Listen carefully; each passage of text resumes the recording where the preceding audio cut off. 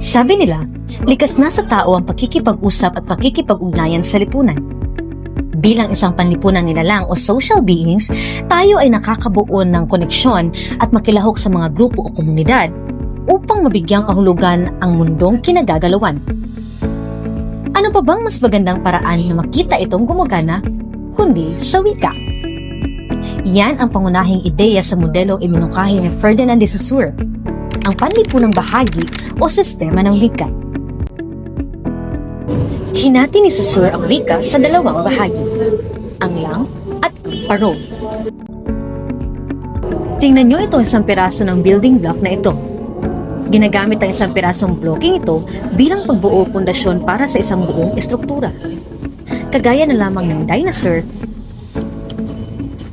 at hamster na ito.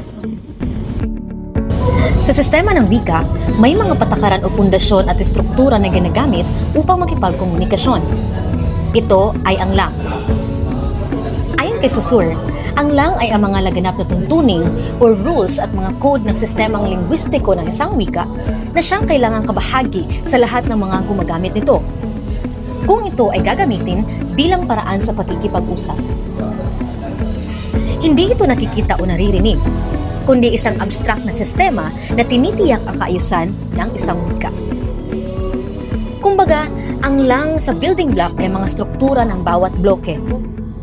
May mga partikular na sukat, kulay, at anyo ang bawat piraso, at may mga paraan kung paano sila maaaring ikonekta upang makabuo ng mas komplikadong estruktura.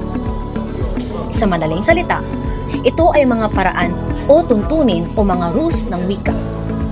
Hindi mo ito nakikita ng direkta, ngunit ito ang mga sinusunod na konsepto na siyang batayan ng anumang anyo o estrukturang binubuo.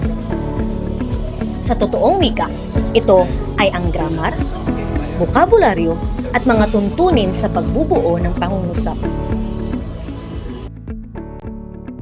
Halimbawa, may mga salitang ako, kumakain, ng, at kanin. At bilang may kaalaman sa wikang Filipino, alam mo ang tuntunin sa pagkasunod-sunod ng mga salita. Simuno, pandiwa, at layon. Kumbaga, mayroon kang building blocks na iba-iba ang mga kulay, hugis, at alam mo kung paano sila ikapit para makabuo ng isang anyo ng may kabuluhan. Ang ikalawang bahagi ng wika ayon kay Saussure ay ang parole. Ito ay ang aktual na paggamit ng wika ng isang tao sa araw-araw na buhay. Ito ay binubuo ng mga partikular na gawain sa pagsasalita, pagsulat o pagbuhit. Gamit ang struktura ng mga tuntunin o mga lang, ito ay nalilikha ng isang aktwal na tagapagsalita o manunulat. Sa madaling salita, ito ang konkretong pahayag o pangungusap lumalabas mula sa sistema ng lang, kagaya ng mga pangungusap na sinasabi mo. Mga mensaheng pinapadala mo, mga walang saysay na talumpati ng isang politiko, o mga biro, kwento, o simpleng, "Kumusta ka na, ate cute? Pagod na ako, bes. Kailan na ito matatapos?" Balikan natin ang building blocks. Ang parole ay parang paggawa ng dinosaur na ito.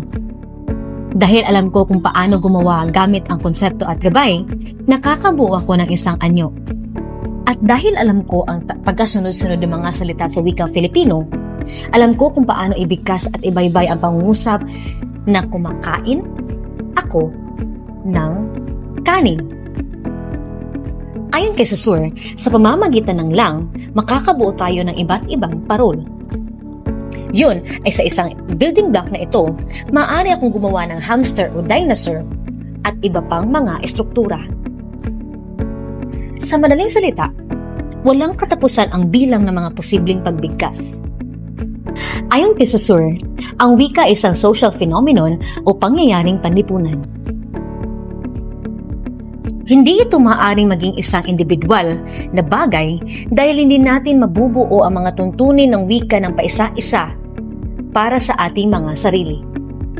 Nagmumula ang mga ito sa lipunan, sa kultura, sa mga code na kultura ng ating pinagsasaluhan at sa sistema ng wika, hindi sa kalikasan o individual. Nagiging posible ang komunikasyon dahil lahat ay naglalaro gamit ang isang set ng building block o isang Lego set. Kung walang magkakaparehong bricks o block at tuntunin ng pagbuo, walang mabubuong malinaw na estruktura. Gayon din sa wika. Ang bloke ng lipunan at ang parol ang mga estrukturang binubuo ng bawat isang bloke upang makipag-ugnayan at magkaunawaan.